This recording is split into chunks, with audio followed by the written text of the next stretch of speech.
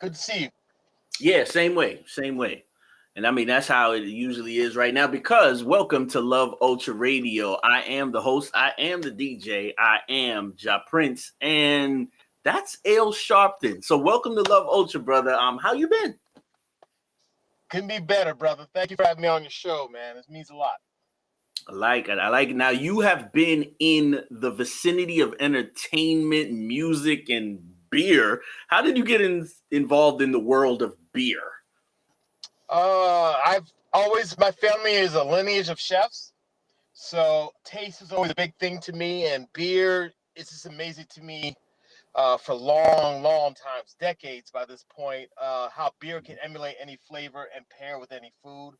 And so my gourmand side of me and lineage of chefs, like I said, and just flavors. I think drinking my favorite beverage with the best food is my thing. So there you go. Pairing the beer with Sir, entrees, appetizers, everything. all of that. Salads, whatever you want. But yeah, and Atlanta's beer scene was kind of whack after I left Cornell and I moved here to Atlanta. They were limited to only 6% beer, so I got into the politics of passing the laws and writing about beer, educating our people about beer, and all that came together to form Ale Sharpton.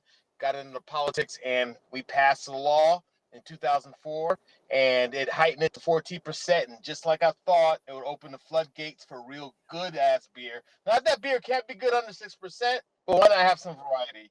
You know what I mean? I like it. I like it. And like you said, for each his own, because there are some people that only know about wine tasting. And like you Right. said, in the early 2000s, late 90s, when did we get into, I guess, beer tasting? Is there such thing as a beer tasting versus a wine tasting? Absolutely.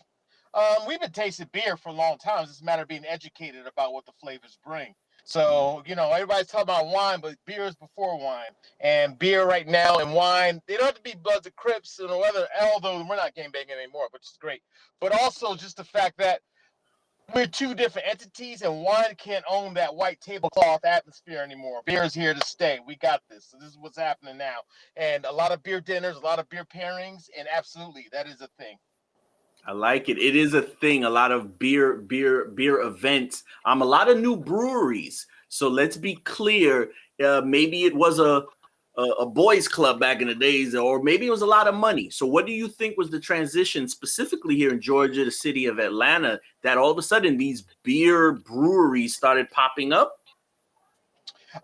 The breweries themselves popped up because of the economic opportunity, and people have the chance now to open a brewery where there's less Right. risk involved, where you can have higher gravity beers, higher ABVs. So that means imperial stouts, that means sours, that means IPAs. So brewers who've been homebrewing for all this time, waiting for this damn moment, have taken advantage of it. But also, it's happening because we as Black people are seeing ourselves, and any kind of minorities are seeing ourselves drinking beer now thanks to social media. So that boom is showing that different people can enjoy beer, not just white people, or they say burly guys with big beards and flannel shirts. It's us. We seeing us enjoying it, and we're sipping it. Women, all these different ones that were never really catered to back in the day, or putting commercials out to. Now it's like, yo, it's beers for everybody, and that's why it's booming so much, especially in Atlanta, which is one of the most diverse cities, and the Black population especially is getting it in on the beer scene. I like it. I like it. And for those who say again that we may need some more education. Maybe I was a hard liquor drinker. And then now somebody told me about micro beers and then these home, I guess, recipe beers, that are very unique to certain communities or certain districts, certain counties. It's like, no, you could only get the beer over there, to kind of help booster that economy in that region. So what is something else that we really need to be knowledgeable as we're now learning more about consuming beer? We need to be knowledgeable. Great question. Mhm. Knowledgeable of the fact that beer was invented by Black people in Africa. We have been programmed to think that beer was invented in Europe because that's where you see a lot of those lighter lagers and stuff being promoted to us and those Mhm. names. You know what I mean? But no, Mhm. beer was made thousands of years ago. They just found a microbrewery or a macrobrewery for that matter during archaeology in Egypt. And we had inscriptions and on the walls of Oh. pyramids. We had black goddesses, Nikasi, Sumerian times, all that was a way of beer being created. It was like a liquid bread, but became something that would help us. We pay people to build pyramids with beer. That's how deep it goes. So don't be shy to say, hey, I'm a beer person, especially if you're a person of color, because you're just enjoying what we created back historically years ago. I like it. I like it. He's our guest right here, Love Ultra Radio. I only got him for a couple minutes. He's probably about to test out another beer right now. Is there a number? How many different beers, if you can remember, how many different beers have you tasted, I guess, in your lifetime? Oh my gosh. Tasted is a great one, not drank, because then that would be really a crazy situation. There'll be a whole different story on another night. Yes. You know what? I've never been asked this question, but I would say at least maybe 10,000. Through my lifetime, 10,000. I like that. I like that. And there's a lot of people gonna have that as the trivia question right after this. What makes a beer stand out to you now that, again, you're more an aficionado on it? You're a connoisseur, like you're a businessman. But what is it about the top beers that you like? What makes them stand out? I'm always in the packaging, the way things look, but that doesn't answer the question fully because it is about the quality of the beer. The key is balance and being true to the style.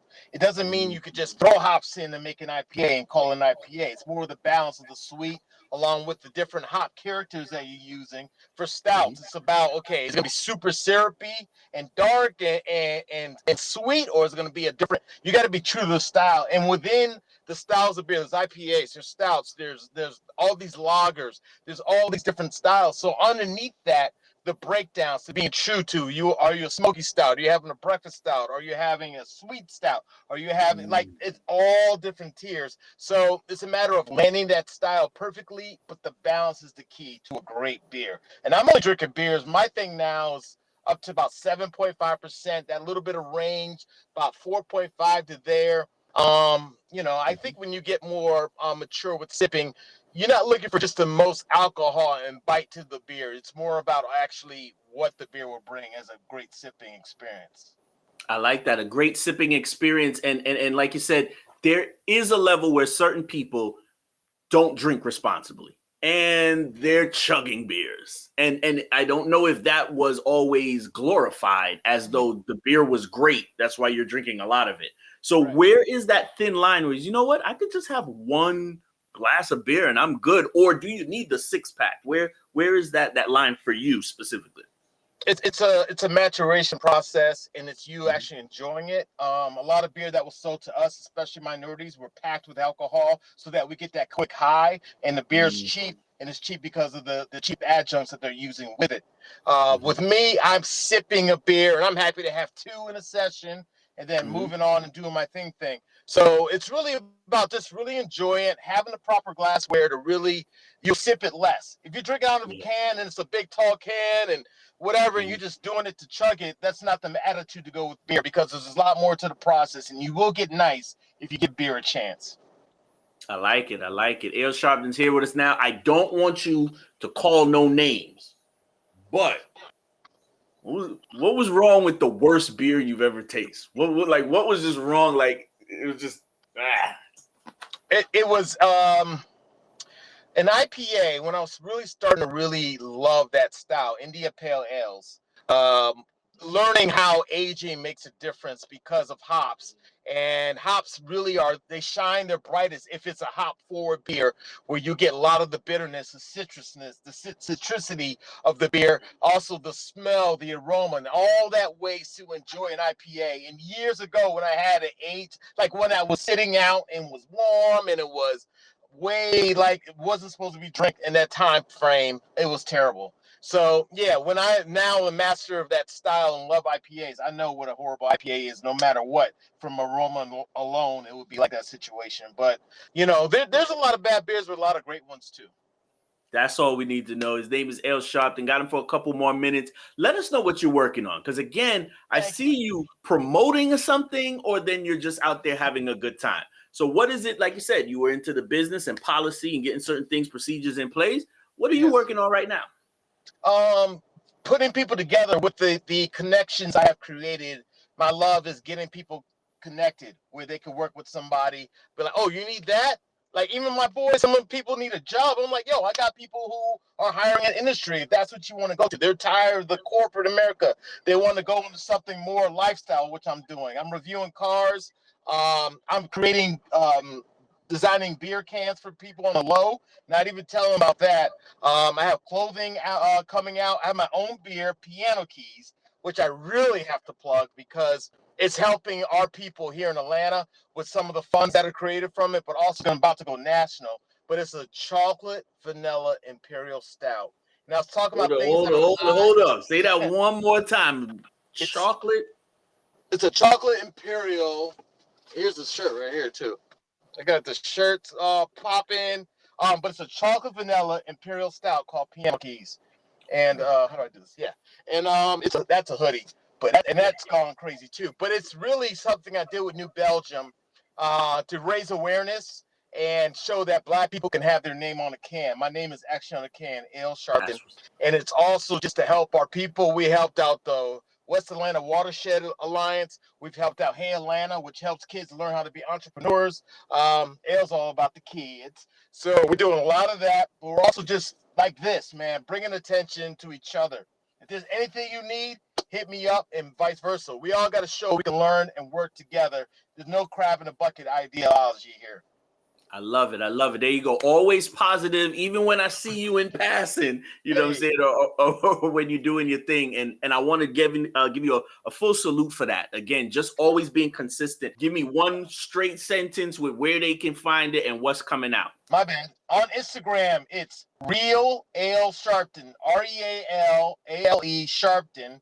And then on Twitter, it's Ale Sharpton. And please just look for Piano Keys. Follow that Piano Key Stout on Instagram. You know, everything that's popping with me from there. We'll go from there. Much love to y'all. And keep following this brother and what they're doing, man. Respect. Appreciate it. Appreciate it. Before we let anybody move anywhere forward, right here on Love Ultra Radio, we know you like beer. You might like the Atlanta Hawks. And I know you and family is tight, but there's got to be one thing that you love ultra. Like, yo, this is the ultimate love of my life. What is it that Ale Sharpton loves ultra? Building with my people. That's it. Right here, this is something I love right here. This is what fuels me and keeps me going. Besides that, family. That's it.